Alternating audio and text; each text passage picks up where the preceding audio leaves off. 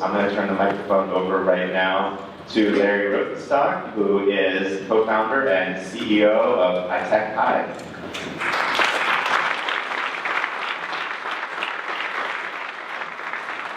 Hi, everybody.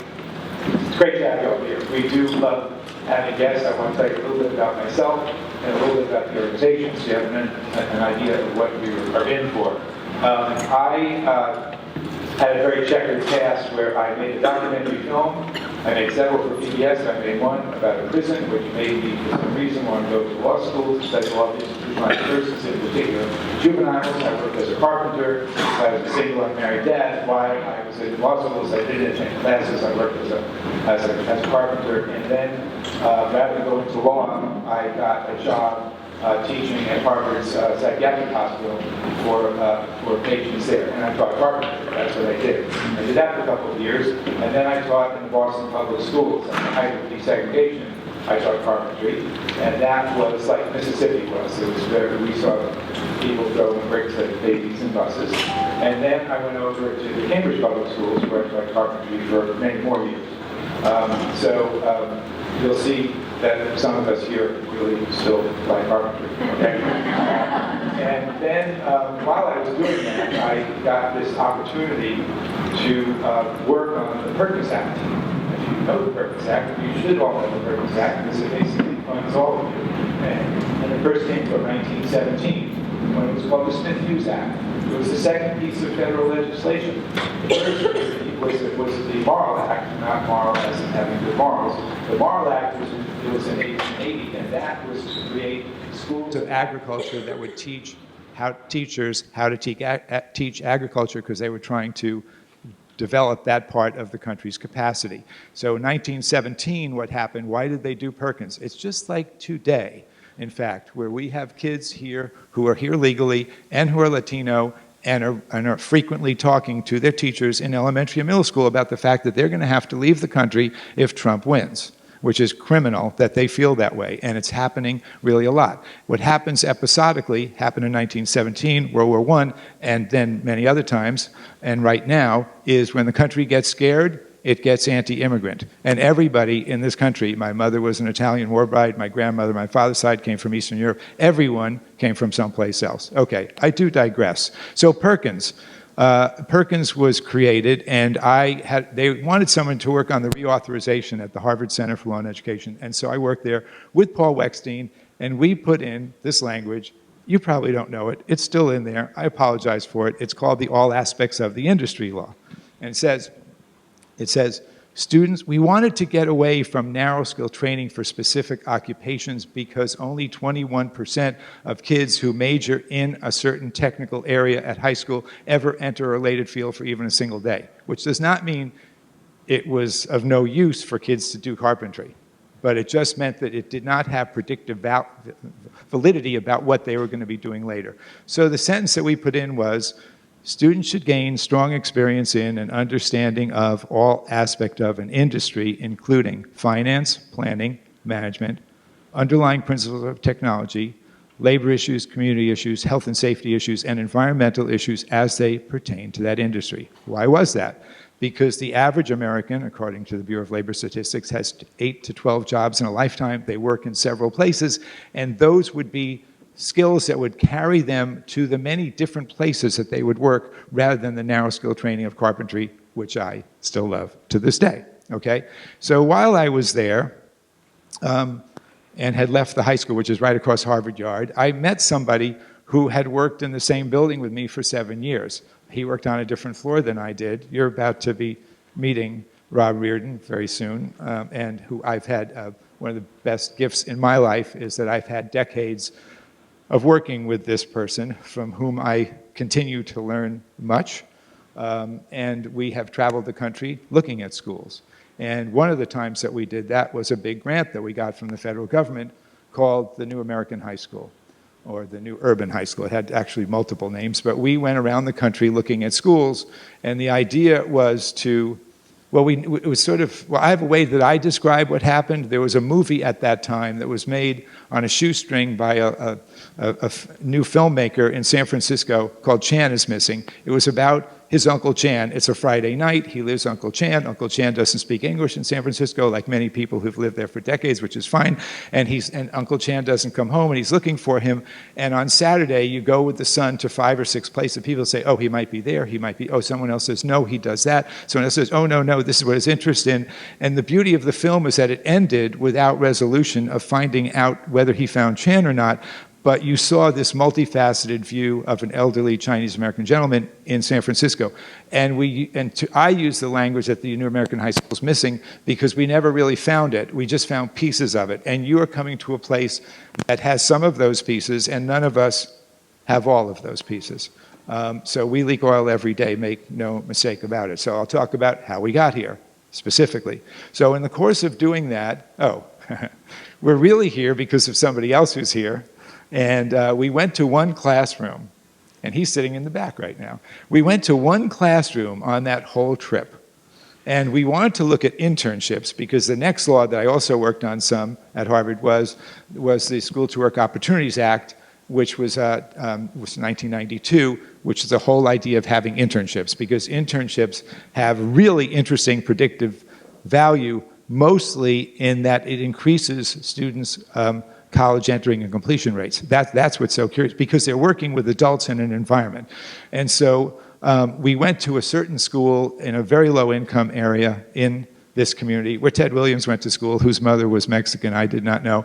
And anyway, and this was an internship in a hospital, and there were 12 or 14 students sitting in an oval, and this teacher, towards the end of the year, was sitting at the back fussing with his papers as if he had nothing to do with what we were seeing, as his classic way. And this young lady who was of color was pregnant with a boy, and she had done a study on whether or not he should be circumcised from a biological point of view, from a social point of view, from a religious point of view, from an ethical point of view. And here were these inner city teenagers talking about, frankly, penises. And seriously, and in this, it was like we were in a medical school. It was absolutely stunning. And Rob and I left the class a little bit early, and as I recall, we stepped out on the landing, and just the Zen moment, we just looked at each other in silence and knew we'd found something. And that led to, somehow or other, I won't get into that, our being in San Diego. And there's somebody in San Diego who has most of the patents on this thing. He's 82 years old. When he was in high school in Massachusetts and he got into Cornell, his dad had a clam shack, and his guidance counselor told him that he should go into the hospitality program at Cornell. And he said, no, I want to go into engineering. And he said, his guidance counselor said, why do you want to go into engineering? Everything's already been invented. So he said that to the guy who invented cell phones, okay? Nice guy. As one kid said to me one day, if you're so smart, how come you're a high school guidance counselor? I said, okay, all right. So he, because of what I've said about what's going on right now, it was the same kind of situation. 98, 99, the economy's collapsing. We've got to cut off H-1B visas and stop immigrants from coming in. That train is never late. He's got 23,000 employees who are engineers. He's got 12,000 employees who do other things at this big company in town, and their language was there was no ROI, there was no return on investment trying to get the district to do the types of things that we're here to talk about. And they said, why don't we just stick a flag in the ground and start a school from scratch that could do this type of thing with a bit of an engineering and making things kind of feel to it. And that's where we stepped in. And we were just going to do one school. You'll be around seeing the schools right here, but the original is High Tech High. It's down this way. It's right. This was a Navy base, 500 acres. We were chance favors the prepared mind, as somebody once said. We were very, very lucky, and we've been lucky more than anybody deserves to be lucky. And so we got the first building, and there were 8 of us who started, and I think Ben there's like 4 of us still here, maybe of the original 8. And we don't have that much churning, but still some churning. And then we did a middle school next to it. There was no photosynthesis out here at all. One benefit of the years I worked as a lawyer at Harvard was that I was in a windowless crypt. And I realized that photosynthesis is also for human beings. That's why you're going to see glass, glass, glass. And so we did that, then we did another school, and then we did another school, and now we've got 7 schools here. And we also, on the border, right on the border, because the mountains behind us are Mexico, in Chula Vista, we have an elementary and a middle and a high, and North County, we have another elementary, middle, and a high, and right in the middle of that triangle is another property that the district just sold us, and I keep saying that those are going to be our last schools, but we'll see. So this building is the building that SEAL Team 6 used to train in. So it is basically a neoclassical building. A neoclassical building would be, if you had the architecture of the building and you drew it, it would be like a Rorschach, and you split it open, just like a lot of buildings in DC. So you'll see that. So there was a big gymnasium at that end, which is a gymnasium. This was a gymnasium. You can see that. And then in between was a swimming pool that was empty. It had not been used in decades. It had a lot of signage on it because SEAL Team 6 trained there. I did not know SEAL Team 6 was around for decades. There were little portholes down low where commanders could yell at them, I guess, or whatever. There is no Stephen King book or movie that scared me more than that room. And I've been there with a bunch of burly contractors who felt the same way. And we still have a sign that we got out of there, and we don't know what to do with it because it's kind of nowhere really appropriate, that in 1950s font says, guys, don't go in the pool with VD or TB, okay? And so I've since checked with several doctors who have assured me that you can't get VD or TB from a swimming pool, but I'm not going to push the issue with SEAL Team 6, okay? And then for some reason, we decided to start a graduate school of education. Well, that was really, whose idea was that?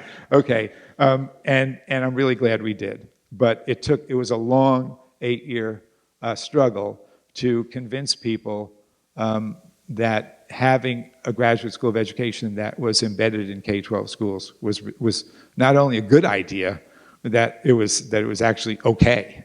And Ted Sizer, who was a lovely gentleman, who was a significant mentor to Rob and me, he was dean at Harvard when he was 31. He passed when he was, I think, 78. But he once said, having a graduate school of education that's not embedded in K-12 schools is like being in a hospital that doesn't have any patients, right? So, in a sense, not that our students here are patients. So, because I want to tell you how we select students here. First of all, we are a charter school. Okay, I was just in Massachusetts this weekend. There's a big thing about whether to cut off charter schools or not and stuff like that. I'm not a charter school guy. I'm an education guy. I personally think that innovation in the governance model is an interesting, but in and of itself insufficient condition for creating a good school, as we've seen from many types of charter schools. But for us, it gave us the flexibility to do what we wanted to do. They're public schools. They're California public schools. We get the same amount of money that public schools do in California and no more to operate. We have to deal with the State Department just like everybody else does. Okay, so that's really interesting to know about us, right? And as far as the grad school is concerned, we have. I'm not the person to explain all the different programs we have, but we do have credentialing. First of all, which is one thing, which is interesting that California has one organization that authorizes credentialing and another one that authorizes grad schools. They're working to put those together. That's not something that happens in most states. So how to choose students here was the most significant issue for us all. And because of the deseg suits that I witnessed, we knew that we wanted to be reflective of the demography of the metropolitan area of San Diego. We knew that there was something that I'd not known before called Proposition 209, which I don't agree with, for what it's worth, which does not allow the use of race or ethnicity for selecting anybody for a public institution. It had a very deleterious effect on access by people of color to the state universities, that's for sure. At any rate, and then we had this idea. Okay, zip codes.